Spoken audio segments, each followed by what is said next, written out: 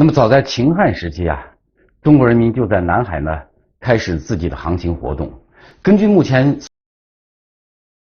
The Chinese began navigation activities dating back to the Qin and Han dynasties 221 BC to 20 BC. According to historical data, the Chinese had already named the South China Sea since the Eastern Han dynasty. The Chinese first named the South China Sea Zhonghai.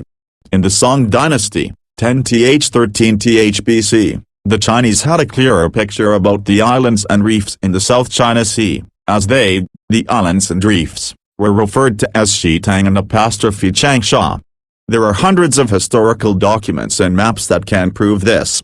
In ancient times, the Chinese mainly developed the South China Sea by two ways, opening new sea routes and developing the fishery industry.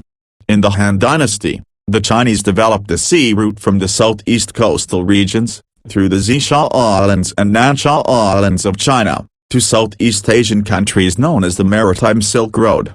For a long time, the Chinese people were the most important and perhaps the only navigators along the Maritime Silk Road.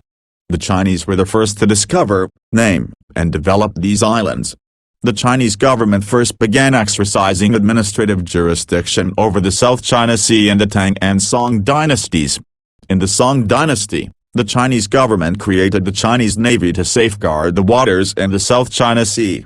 And in the Ming and Qing dynasties, 14th-19th, it became more systematic for the Chinese Navy to safeguard peace and stability in the region.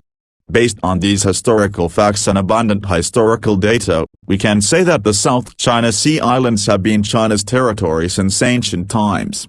The facts are clear, evidence is sufficient. The Chinese government's stance on the South China Sea issue is unshakable. 的这样一个立场也是不可辩驳的。